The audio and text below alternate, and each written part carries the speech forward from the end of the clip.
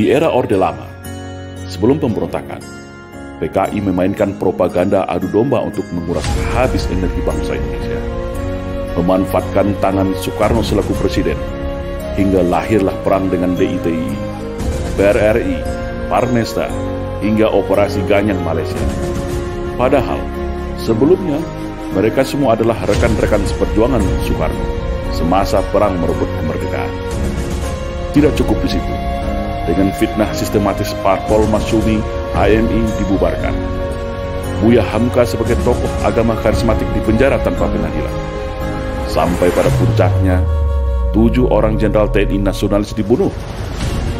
Setelah clear semua, yaitu tokoh kelompok yang dianggap akan menjadi batu sandungan disikat, barulah PKI ini melakukan kudeta, mengganti ideologi negara Pancasila dengan komunisme, atau yang kita kenal dengan Gerakan 30 September. Namun alhamdulillah, semua bisa ditumpas dengan sikap atas kekompakan TNI bersama masyarakat dan ulama. Rakyat bersama TNI, ulama, kiai, santri, GP Ansor, PII, dan para pemuda mahasiswa nasionalis baik dari kami dan KAPI bersama-sama bahu-membahu menumpas PKI dimanapun mereka saat itu berada. Namun hari ini, mereka bangkit kembali dan sudah tampil di mana-mana. Tentu dengan persiapan yang lebih matang. Kegagalan 1926, 1948, dan 1965 akan mereka balas tuntas saat ini. Semua lini sudah mereka kuasai.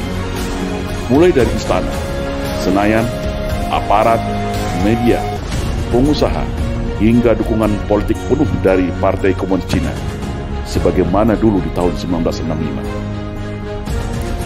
Kekuatan utama yang dianggap ancaman sudah mereka eliminir. TNI sudah mereka lockdown melalui Undang-Undang Nomor 34 Tahun 2004 sehingga tidak berkutik lagi. Agama Islam sebagai mayoritas di negeri ini telah mereka nistakan dan framing seolah jahat menakutkan dengan isu radikalisme dan anti kebinekaan. Ulama vokal Habib Rizik Syihab juga sudah mereka isolasi.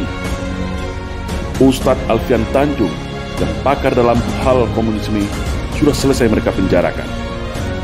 Ormas Islam yang besar-besar sudah mereka susupi dan pecah belah. HTI mereka bubarkan. FPI menunggu waktu.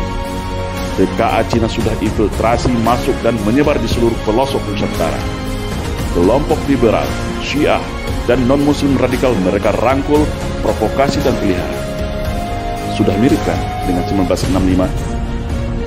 Maka, bersiap-siagalah wahai umat Islam dan seluruh bangsa Indonesia yang masih ada merah putih serta Pancasila di dadanya. Satu langkah lagi, negeri ini akan berubah menjadi negara berhaluan komunis kalau kita semua lengah dan masih jadi pengecut. PKI hari ini adalah PKI gaya baru yang bangkit dari kuburnya. Komunisme gaya baru yang siap secara sistematis dan bertahap merubah Indonesia untuk berhaluan komunis. Hari ini mereka katakan negara tak butuh agama, cukup Pancasila saja. Setelah itu, bisa saja mereka bilang negara tak butuh Pancasila, cukup toleransi saja. Itulah siasat ala komunis, halus, sistematis, dan agitatif. Tidak ada kata mati dalam sebuah ideologi. Ibarat sawah dan ladang, ketika kemarau mungkin akan kering menjadi semak belukar.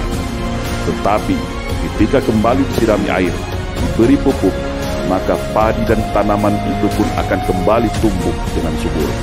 Dan hari ini, negara kita adalah surga bagi para anak-anak PKI. Jangan lengah, tetap waspada. Perkuat ketaatan keimanan kita kepada Allah Subhanahu wa Ta'ala.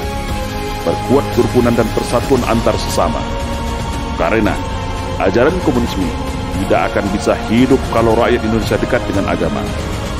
Komunisme akan mati kalau kita sesama anak bangsa hidup rukun, saling toleransi, berdamai, dan bersatu tanpa membedakan sara.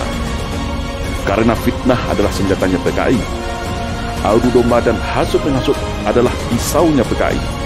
Berbohong, menipu, berkamuflase, dan membolak-balikan fakta kebenaran adalah nafasnya PKI. Membenci agama dan berupaya menjadikan agama sebagai musuh negara adalah agenda utama PKI. Bersiap siagalah wahai rakyat Indonesia. Mereka sudah ada di hadapan, di samping, di belakang, bahkan di sekeliling kita. Dan ingatlah, ketika ada yang mengatakan bahwa komunisme itu sudah mati dan tidak ada lagi, maka hati-hatilah, mereka itulah komunisme, atau minimal korban dari hasil cuci otak kader-kader komunis yang gemus dan oportunis. Waspada.